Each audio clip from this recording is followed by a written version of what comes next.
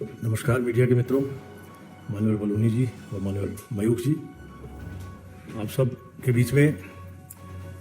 आज प्रसन्नता है कि हमें ये अवसर मिला आप सबको चर्चा करने का। मैं सर्वप्रथम आपको चर्चा करना चाहूँगा इन 9 वर्ष की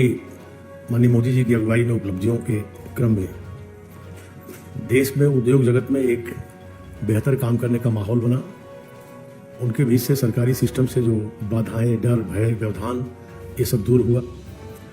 और ईज ऑफ डूइंग बिजनेस जैसा उनके यशस्वी मुख्यमंत्री काल में गुजरात में अनुभव आया था 13 सालों में, भारत में प्रधानमंत्री बनने के बाद वैसा ही स्वरूप पूरे देश को मिला और उद्योग जगत ने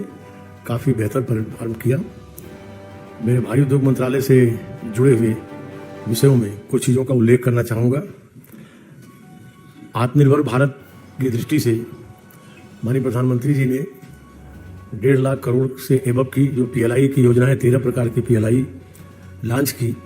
और उसमें से अभी हाल में इलेक्ट्रॉनिक डिपार्टमेंट के साथ जो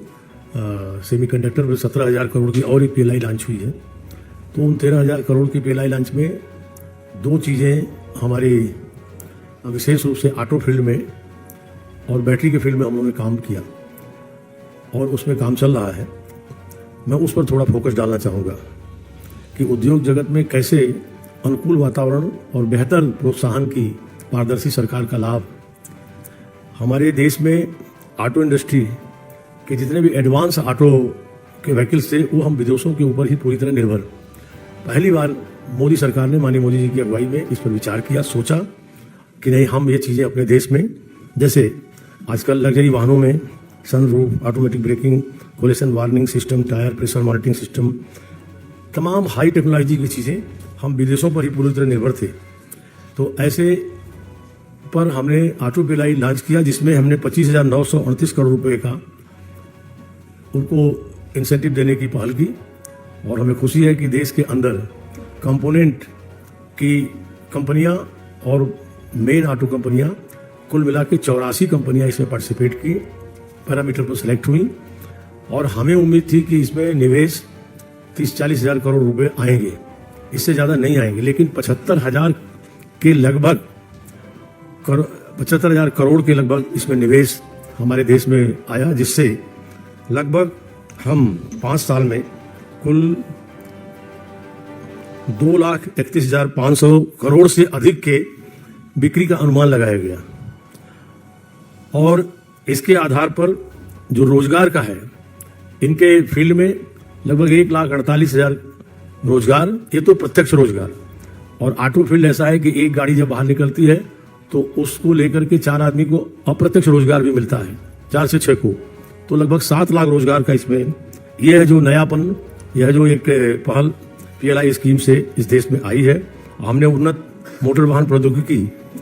जो है इसमें इनको प्रोत्साहन देने का ये काम किया। हमारे देश में आज चाहे मोबाइल हो चाहे कोई भी ऐसी चीज़ हो, हर जगह लिथियम बैटरी की सबसे महती आवश्यकता है। इसके पहले देश में कहीं इस पर 2014 से पहले कहीं इस पर, जबकि दुनिया में इन विषयों पर पॉलिसीज बनना, प्रोग्राम बनाना और कार्य योजनाएं बनाने अन्य देशों की सरकारों ने काम शुरू कर दिया था। तो मैं दूसरी PLI की चर्चा अपने डिपार्टमेंट से जुड़ी हुई कर रहा हूँ, वो है ACC बैटरी, उन्नत रसायन सेल का 10,800 कुल 18,100 करोड़ की PLI लॉन्च की गई इस पर, जिसमें 50 गीगावाट की ACC बैटरी हिंदुस्तान में, आज अभी हिंदुस्तान में एक भी गीगावाट बैटरी नहीं बनती है। इस ACC बैटरी पर दुनिया के अंदर प्राप्त जानकारी के अनुसार 85% चाइना का होल्ड है, लगभग 6 to 7% मलेशिया का होल्ड है और बचे भी लगभग 8-9% में अमेरिका आदि, फ्रांस, जर्मनी, ये 2-2, 3-3 गीगावाट बनाने वाले ACC बैटरी बनाने वाले देश हैं। वहाँ माननीय नरेंद्र मोदी जी ने उनकी लीडरशिप में भारत सरकार ने तय किया कि नहीं हम 50 गीगावाट बनाएंगे। हमने वो लॉन्च किया और उस पर 50 गीगावाट में 30 गीगावाट की हमारे पैरामीटर पर सिलेक्ट हुए। हम इंसेंटिव दे रहे हैं PLI में और उनमें भी हमें उम्मीद थी कि निवेश 10-12-15 हज़ार करोड़ से ज़्यादा नहीं आएगा, लेकिन 27,000 करोड़ का निवेश आ रहा है और 20 गीगावाट का वो हमारे पास जो प्रक्रियागत जो कदम उठे थे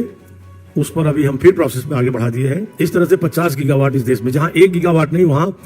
आगामी कुछ ही कालखंड में हम 50 गीगावाट यहाँ पर एसीसी बैटरी बनाएंगे। मैंने इनसे इंटरेक्शन मीटिंग, मैं आपको ये जो नयापन देश में आया वो थोड़ा शेयर करना चाहूँगा कि इन इंडस्ट्रीज से जब इंटरेक्शन मीटिंग किया डिपार्टमेंट में कि आप केवल हमारी सरकार की इंसेंटिव, तो इस उद्योग में आपको लाने के लिए सरकार प्रोत्साहन देती है, पॉलिसी बनाती है, आपको इस रास्ते पर हम लोग लाए, आप क्या करेंगे? तो उन्होंने कहा केवल सरकार के इस कदम तक हम सीमित नहीं रहेंगे, हम इस इंडस्ट्री में पांव रखे हैं तो हम इस पर आगे बढ़ेंगे और लगभग 70 से 75 80 गीगावाट हम खुद इसको आगे टारगेट रख के प्रोडक्ट करेंगे। तो कल्पना करिए कि जहां आज हम हर लिथियम बैटरी के लिए आज इंपोर्ट पर निर्भर हैं, वहां इस देश में जब बनेगा, ये नयापन उद्योग जगत में माननीय मोदी सरकार के 9 वर्षों की पहलों से आया है। इसी प्रकार से जो ऑटो फील्ड के इतने, हम 2 व्हीलर में दुनिया में सबसे आगे हैं, 3 व्हीलर में आगे हैं, और जैसा मैंने लग्जरी वाहनों के बारे में बताया, ये सारे कदम उठा के आज ऑटो इंडस्ट्री इतना बूम की है जो भारत की जीडीपी में 6.5% का उनका योगदान है। यह मोदी सरकार की 9 वर्ष की उद्योग जगत की समृद्धि और उससे प्रत्यक्ष अप्रत्यक्ष रोजगारों को लेकर के एक बड़ी, बहुत ही शानदार पहल है। इसके साथ साथ हम आपको चर्चा करना चाहेंगे हमारे विभाग के अंतर्गत। मैं पुनः इस बात को एक बार बल देकर कहना चाहूँगा कि पूरी दुनिया के अंदर एनवायरमेंट पर पॉलिसी बनना, उसके लिए स्टेप उठाना देश के अन्य देशों में शुरू हो गया था, और तब भी हमारे देश में 2004 से 14 तक जब पूरी दुनिया उस रास्ते पर चल पड़ी थी, हमारे देश में कभी उस पर सोचा तक नहीं गया। 2014 में मोदी सरकार आने के बाद उस दिशा में कैसे हम इलेक्ट्रिक वाहनों की तरफ बढ़े, कैसे हम डीजल पेट्रोल के वाहनों से हटे और पर्यावरण का ध्यान देने का काम और प्रदूषण मुक्त परिवहन उपलब्ध सामान्य मानवी से लेके हर स्तर के व्यक्ति को उपलब्ध कराने के काम पर हमारी सरकार ने यंगस्टर से लेके सभी के लिए सोचना शुरू किया। 1000 करोड़ से हमारी फेम इंडिया की, फेम 1 की पॉलिसी बनी, उसका रिस्पांस देख करके 10,000 करोड़ रुपए के बजट से हमने फेम 2 लॉन्च किया, जिसके चलते आज मुझे बताने में खुशी हो रही है कि लगभग हम 2 व्हीलर में, अन्य प्रकार से 2 व्हीलर तो बिकते ही, हमारे प्रोत्साहन से लगभग इस देश में 5,80,000 के लगभग 2 व्हीलर बिक चुके हैं, 3 व्हीलर 75,000 के लगभग। 4 व्हीलर में, चूंकि हम 4 व्हीलर में केवल टैक्सी ज्यादा चलती है, पर्सनल 4 व्हीलर को नहीं देते हैं, इस नाते वो संख्या 6-7,000 है। खास करके जो कॉमन पीपुल के लिए, सामान्य मानवी के लिए, जो नौकरी पेशा है,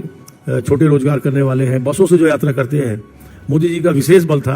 कि हम उस सामान्य मानवी को भी प्रदूषण मुक्त, जिसमें गरीब तबका भी है, मध्यम वर्ग का तबका भी है, नौकरी पेशा, स्टूडेंट्स हैं, यंगस्टर्स हैं, बसों से यात्रा करते हैं, उनको प्रदूषण मुक्त हम परिवहन उपलब्ध कराएं। उसमें हमने लगभग 3400 बसें ऑन प्लेटफॉर्म चल रही हैं, इलेक्ट्रिक बसें हमारे फेम 2 स्कीम से, और 7,210 स्कूल बसों का आवंटन हुआ है। तो ये और नई पहल हमारे विभाग ने और की है, जो आपको जान के प्रसन्नता होगी। इस देश में चार्जिंग की सबसे बड़ी समस्या रहती है, और उसमें हमने 800 करोड़ रुपए अभी 7,432 चार्जिंग स्टेशन देश में, जो पेट्रोल पंप्स हैं हाईवेज पर, स्टेट हाईवेज पर, उनको बनाने के लिए अपने विभाग से पेट्रोलियम मिनिस्ट्री को दिया, क्योंकि उनके पेट्रोल पंप जहां पर यह पहल की गई है, एक नयापन लाया गया है कि आदमी चार्जिंग भी कराए। और चार्जिंग में भी हम लोगों ने ऐसे चार्जर अब डेवलप किए हैं, हमारी ARAI पुणे ने ऐसे चार्जर डेवलप किए हैं जो कि कई घंटे लगते थे, वो आधे और 1 घंटे में चार्जिंग हो जाएगा। हम सेटअप ऐसा तैयार करा रहे हैं देश में, उसके लिए सारा फंडिंग अरेंजमेंट कर दिया है, और दिसंबर खत्म होते होते 23 तक पेट्रोलियम मिनिस्ट्री, अभी तक हमारे देश में 2,438 चार्जिंग स्टेशन हम लोगों की पहल से, हमारी स्कीम से बने हैं, और 7,442 हमारे इस स्कीम से उन पेट्रोल पंपों पर जहां रिफ्रेशमेंट का भी इंतजाम हो, आधे घंटे आदमी नाश्ता करे, उतने में उसकी गाड़ी चार्ज हो जाए, अपनी अगली मंजिल पर चल पड़े। ये सारी नएपन की पहले हमारे विभाग के सौजन्य से, माननीय मोदी जी की अगुवाई में सब चीजें, और मुझे आपसे बताते हुए कि इस वातावरण का लाभ, एक हम लोग आंकड़े जो हमारे ऑटो फील्ड के ऑर्गेनाइजेशन है उनके द्वारा मंगाते हैं, एक छोटा सा आंकड़ा मैं आपके सामने शेयर करूंगा कि लगभग कार्बन उत्सर्जन में कोई जानकारी लेना चाहे तो इतनी कमी आई है इन सब पहलों से कि 49,54,10,220 किलोग्राम कार्बन उत्सर्जन की कमी हमारे सियाम जैसे संगठनों ने, इसके और असेसमेंट संगठनों ने दिया है कि इतनी बचत, ये कार्बन की कमी आई उत्सर्जन है। और देश के अंदर 34 करोड़ 17,48,475 लीटर हमारा ये डीजल कंज्यूम, पेट्रोल कंज्यूम बचा है, ये देश की बचत हुई है। तो ये भारत सरकार की, ये माननीय मोदी सरकार की जो विशेष पहले हैं, उन सब के कारण ये कदम उठे हैं और जिसका लाभ देशवासियों को मिल रहा है। इसके अलावा 2 अपने विभाग की और स्कीमों की मैं आपसे चर्चा करना चाहूंगा, जिससे देश में कैपिटल गुड स्कीम भारतीय पूंजीगत वस्तु क्षेत्र की हमारी स्कीम है, जिसमें हम लोग अभी पहले 1000 करोड़ से स्कीम स्टार्ट किया था, 1200 करोड़ उसमें दिया। इसमें हम करते क्या हैं वो आप सब से के माध्यम से हम शेयर करना चाहेंगे। बहुत सी ऐसी टेक्नोलॉजी है जो मोदी जी ने आत्मनिर्भर भारत स्कीम को बल प्रदान किया है, मेक इन इंडिया को बल प्रदान किया है। तो ये स्कीम कैसे हर फील्ड में सक्सेस हो, इसके लिए गवर्नमेंट जो पॉलिसीज बनाती है, जो स्टेप उठाती है, मैं वो आपसे शेयर कर रहा हूं कि जो टेक्नोलॉजी इंडिया में नहीं है और उसके चलते इंडिया में उसका प्रोडक्शन इंडस्ट्रीज नहीं कर पाते हैं और हम बाहर से उसको इंपोर्ट करते हैं, वो टेक्नोलॉजी इंडिया में कैसे डेवलप हो, उसके लिए हमारी सरकार काम कर रही है। और उसमें कैपिटल गुड स्कीम में 1000 करोड़ दिया, इस बार 1200 करोड़ दिया सेकेंड फेज में, स्कीम के सेकेंड पार्ट में, जिसमें हम जैसे IIT खड़गपुर है, हमने ऐसे कुल मिला के 8 एक्सीलेंस सेंटर बनाए हैं। 9वां सेंटर हमने अभी BHU के अंदर बनाया, IIT BHU में। ऐसे हम IIT Kharagpur, IIT Chennai, IISc Bangalore, IIT Delhi और पूना, ऐसे उत्कृष्ट जो हमारे वैज्ञानिक केंद्र हैं, जो हमारे टेक्नोलॉजी के इंस्टीट्यूट्स हैं, उनसे वो शेयर करके उनको हम उसके लिए एक भारी धनराशि उनको देते हैं। और ये इंडस्ट्री फ्रेंडली हम बनाते हैं। इंडस्ट्री फ्रेंडली का मतलब जिस इंडस्ट्री को जिस टेक्नोलॉजी की जरूरत है वो उसमें 20% अपना योगदान करता है, उसका इंटरेस्ट रहता है। 80% हम देते हैं उस स्कीम की टेक्नोलॉजी को लाने में, ताकि वो टेक्नोलॉजी इंडिया में डेवलप हो जाए, तो वो प्रोडक्ट हमारे देश में पैदा हो। यह आत्मनिर्भर भारत में एक नई पहल हमारी सरकार ने इन दिशाओं से की है, जिसमें हमने एक्सीलेंस सेंटर बनाने के अलावा 15,000 हमने इंजीनियरिंग सुविधा केंद्र बनाए। 15,000 नहीं 15। आपको एक और जानकारी शेयर करना चाहूंगा, वो भी 9 वर्ष में आत्मनिर्भर भारत के अभियान को बल देने के लिए, कि हमारी जो एक महत्वपूर्ण PSU हमारी भेल है। भेल अपनी स्टार्टिंग की पीरियड से ज्यादातर ये कोयला आधारित बिजली बनाने पर, थर्मल प्लांट के ऊपर इसका काम था। आज भी सबसे मेजर थर्मल प्लांट बनाने का और उसके मेंटेनेंस का सारा काम वो भेल करती है। लेकिन जब विद्युत के क्षेत्र में सौर ऊर्जा और अन्य प्रकार की ऊर्जा के क्षेत्रों में काम होने लगा है,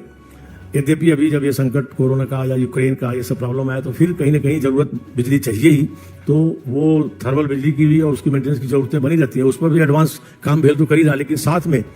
अन्य दिशाओं में भी आत्मनिर्भर भारत में, चूंकि हमारा एक बड़ा इंजीनियरिंग सेटअप है वो, तो हम उसमें जो काम कर रहे हैं उसमें हम लोग आज भेल हमारा मैन्युफैक्चरिंग में भी भारत की सरकार के कदमों के साथ कंधे से कंधा मिला के चल रहा है। हम 80 वंदे भारत ट्रेनों में हम जितना इलेक्ट्रॉनिक सिस्टम है गाड़ी के संचालन का, ऐसी 80 ट्रेनों का टेंडर हमारे भेल ने लिया आत्मनिर्भर भारत में बल देने के लिए, उस काम में योगदान के लिए वो काम कर रहे हैं। हमने सौर ऊर्जा के क्षेत्र में भी एशिया का सबसे बड़ा ये सौर रामागुंडम में एक बहुत बड़े जो उसका जलाशय है वो जल विद्युत का, उसमें हम सौर गुंडम में 100 मेगावाट का, शायद एशिया का सबसे बड़ा ये माना जा रहा है अभी, ये फ्लोटिंग सौर पैनल बना करके जल के अंदर ही हमारे भेल ने किया। एक नई पहल हमने हैदराबाद की हमारी यूनिट ने रिसर्च करके किया। अभी तक इस देश के अंदर जो कोल उत्पादन या जहां भी ब्लास्टिंग करनी होती है तो अमोनियम नाइट्रेट की जरूरत पड़ती है, ये हम विदेशों से मंगाते हैं। मोदी जी का बल रहता है कि हर चीज जो भी दुनिया से बाहर से मंगाते हैं हम कोशिश करें कि वो देश में कैसे बन सकता है।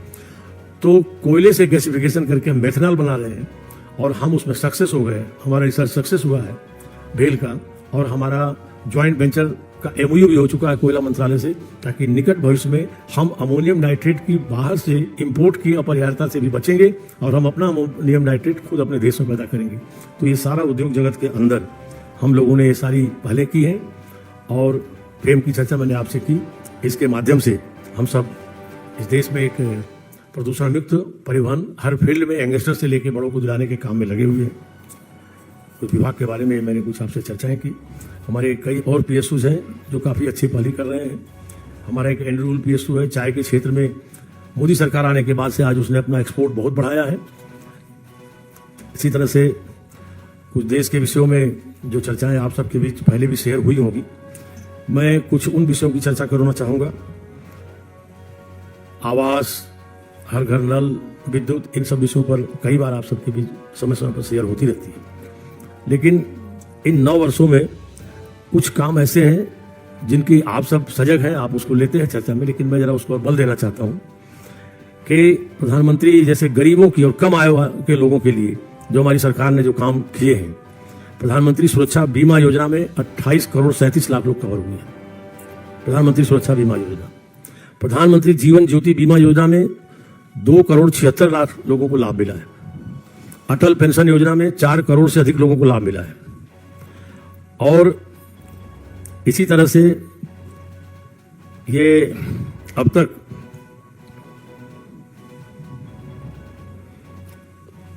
हमारा डीबीटी पर आप लोगों ने कई बार बहुत लिखा है, डीबीटी का जितना बेहतर उपयोग मोदी सरकार ने किया है, डायरेक्ट बेनिफिट ट्रांसफर का, कि पूरा ना वो मिथक समाप्त कर दिया मोदी जी ने, कि मोदी जी ने इस देश के अंदर पहली बार कैसे एक दृढ़ संकल्पबद्ध प्रधानमंत्री कैसे काम करता है। वो देश और दुनिया देख रही है कि एक आदरणीय प्रधानमंत्री इस देश के थे जो अपनी व्यवस्था जाहिर करते थे कि सिस्टम इतना खराब हो चुका है कि हम 1 रुपया दिल्ली से भेजते हैं तो नीचे 15 पैसा पहुंचता है। जनता जनमत देती है सिस्टम को बेहतर करने के लिए, न कि सिस्टम की कठिनाइयों का रोना रोने के लिए। मोदी जी ने साबित किया और डीबीटी के माध्यम से कि कैसे हम अगर 1000 भेजते हैं दिल्ली से तो पूरे 1000 उसके खाते में जाता है। सारा बिचौलियापन खत्म कर दिया। और इसका लाभ अगर किसी को देखना हो तो अनेक अवसरों होगा तो लाभ, लेकिन मैं एक लाभ को विशेष रूप से रेखांकित करना चाहूंगा। विवाह की चर्चाओं के बाद जब इन मुद्दों पर मैं आपसे शेयर कर रहा हूं तो यह लाभ रहा कि कोरोना में जब लॉकडाउन पीरियड था तो उस दौरान मैनेजमेंट सिस्टम बेहतर किया गया कि लोगों को जरूरी खाद्य वस्तुएं, दवाएं आदि आदि उपलब्ध हो जाएं, भले ही लॉकडाउन हो। लेकिन अगर उनके गली में सब्जी आ जा रही तो पैसा कहां से आएगा। तो ये डीबीटी सिस्टम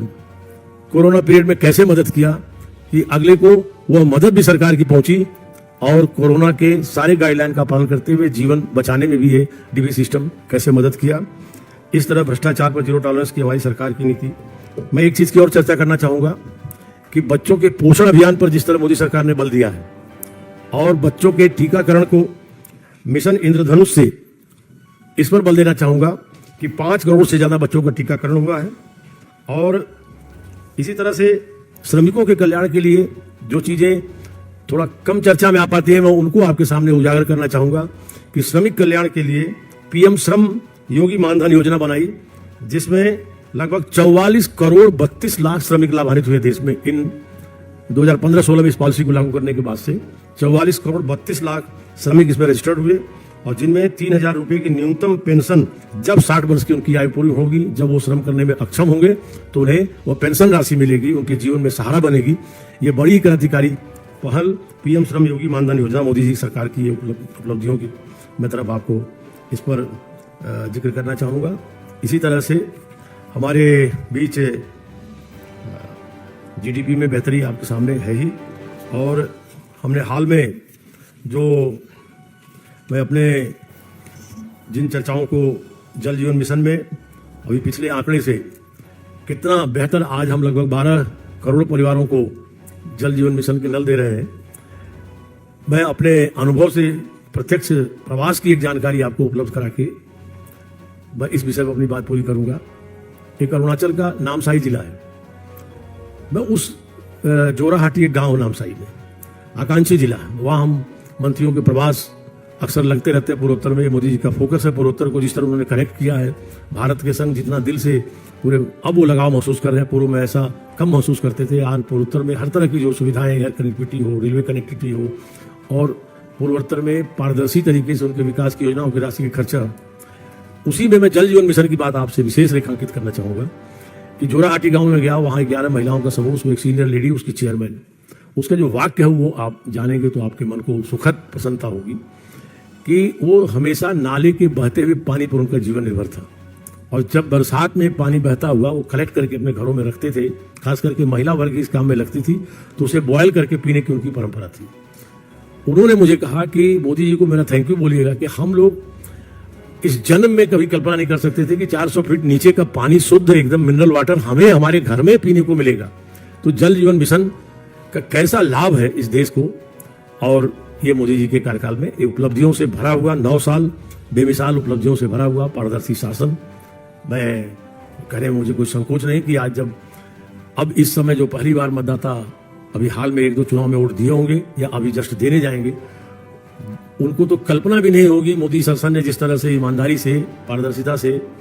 भ्रष्टाचार का जीरो टॉलरेंस का शासन चलाया है कि 2004 से 14 तक कैसी सरकार थी, पहले कैसी सरकार थी, हर जो चौथे महीने घोटालों की सीरीज आ जाती थी, वहां आज वह नई पीढ़ी जब देश को देख रही है तो मोदी को देख रही है, इसमें उसके मन में वो परिदृश्य संभवतः नहीं आता होगा, हाँ फ्लैशबैक में वो पढ़ता होगा तो आता होगा। तो इस तरह की हमारी 9 साल की उपलब्धियों से भरा हुआ, पूरे जन विश्वास पर खरा उपलब्धियों से भरा 9 साल का मोदी शासन, इसकी चर्चा हमने आपसे शेयर की।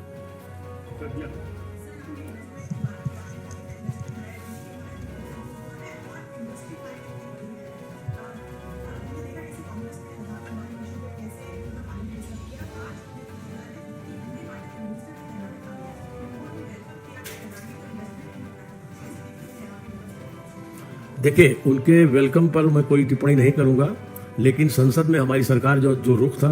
और समाज में जो रुख था, हम निष्पक्ष कदम के साथ रहे। और ये तो अब सारा देश महसूस कर रहा है कि अडानी इशू को माध्यम बना के केवल संसद को ठप करने का प्रयत्न हुआ, और उसमें से कहीं कुछ और शेष जो भी कोई प्रक्रिया है तो सुप्रीम कोर्ट की भी जुरिडिक्शन में है। और रह गया आपने जो उनको वेलकम की बात कहा, तो ये तो कांग्रेस का दोहरा चरित्र शुरू से रहा है। अडानी को उन्होंने राजस्थान में भी वेलकम किया हुआ है, अडानी को वहां भी करेंगे, लेकिन दोहरा चरित्र उनका है, वो देश के प्रति कभी समग्र स्पष्ट चरित्र के संग कोई उन्होंने सेवा कार्य किए नहीं।